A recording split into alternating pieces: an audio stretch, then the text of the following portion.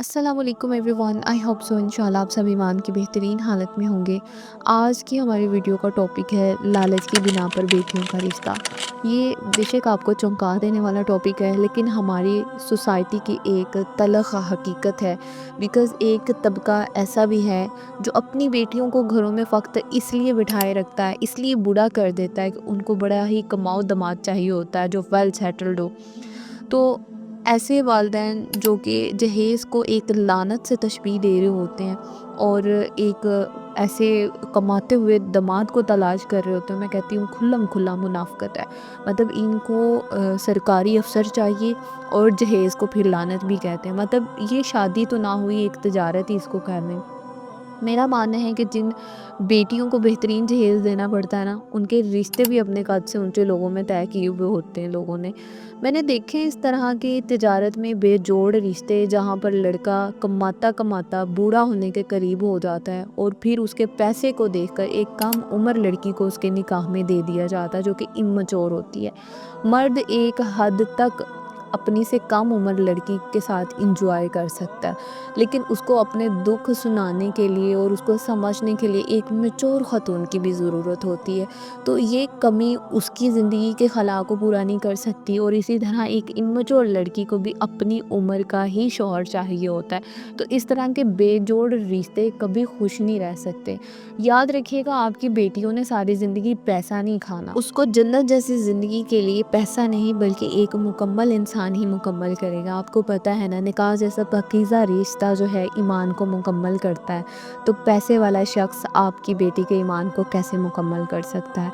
आप खौफ़े इलाही रखने वाला दिल तलाश किया करें, एक बेहतरीन सीरत को प्रायोरिटी दिया करें। जो हम शिकवे कर रहे हैं कि तलाक की शरह बहुत ज़्यादा बढ़ चुकी है, तो कैसे ना बढ़े जब हमने निकाह के नाम पर, शादियों के नाम पर तजारतें कर रखी हैं। सईद बिन मुसय्यब रहमतुल्लाह अलैह ताबी हैं, उनका वाक़या इस्लामी तारीख़ का इंतहाई सबक आमोज़ वाक़या है, जिसे मैं यहाँ बयान करना चाहूँगी ताकि हमारी नस्ल के सर से ज़्यादा की लालच का भूत उतर सके। उनकी बेटी इंतहाई हसीन और जमील और तालीम याफ्ता थी। आप हैरान हो जाएंगे ये जान के कि उस वक्त का अमवी खलीफा अब्दुल मलिक बिन मरवान उसे अपनी बहू बनाना चाहता था। उसने अपने वली अहद के ज़रिए निकाह का पैगाम भेजा। आजकल अगर हमारे घरों के अंदर इस तरह का रिश्ता आ जाए, गोया ईद का चाँद ही नज़र आ जाता है।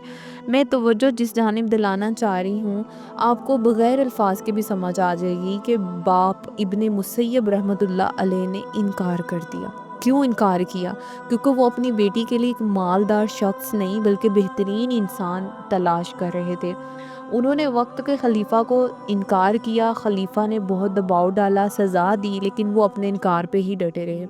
उन्होंने, आप ये जान के हैरान रह जाएंगे कि अपनी बेटी को चंद दिनों के बाद कुरैश के मामूली और गरीब आदमी जो कि उनका शागिर्द था और अपनी बीवी को 1 महीना पहले सुपुर्द खाक कर चुका था, अबू वदा रहमतुल्लाह अलैह को सौंप दिया। अबू वदा अपने निकाह के दिन रोज़े की हालत में थे। इवन उनके पास अफ्तारी का सामान तक नहीं था। तो उसी कंडीशन के अंदर उसके साथ उनकी बेटी का रिश्ता तय किया गया। बाप ने यहाँ पर तकवा को अहमियत दी थी। बाप ने खौफ़े इलाही वाला दिल तलाश किया था। मैं यहाँ 100% श्योरिटी के साथ कह सकती हूँ कि जो दिल खौफ़े इलाही से मामूर होते हैं ना, वो दिल कभी किसी की बेटी के साथ जुल्म नहीं कर सकते। चले मान लिया आप इतने गरीब शख्स का सिर्फ तकवा देखकर अपनी बेटी नहीं देना चाहते, लेकिन एटलीस्ट अपने कद के बराबर लोगों में तो बेटी दे लें। अपने से ऊंचे ऊंचे ख्वाब देखना छोड़ दें। अगर आप अपने से बहुत ऊंचे घरों के अंदर अपनी बेटियां देंगे ना, तो वो मुकम्मल इज्जत के साथ वहाँ सर उठा के ज़िंदगी बसर नहीं कर सकती हैं। कहीं ना कहीं उनको सुनने में बहुत कुछ मिलता होगा, बड़ा ही टॉन्ट सहती होंगी वो। तो लिहाजा अपने कद के बराबर लोगों में अपनी बेटियों के रिश्ते तय करें, ताकि लगे कि ये निकाह जो है वो ईमान को मुकम्मल कर रहा है, ना कि कोई सौदाबाजी हो रही है।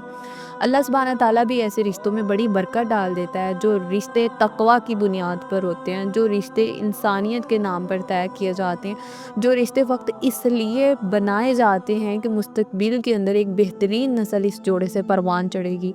अल्लाह सुब्हाना ताला हमें समझने की तौफ़ीक़ अता फ़रमाए। आमीन।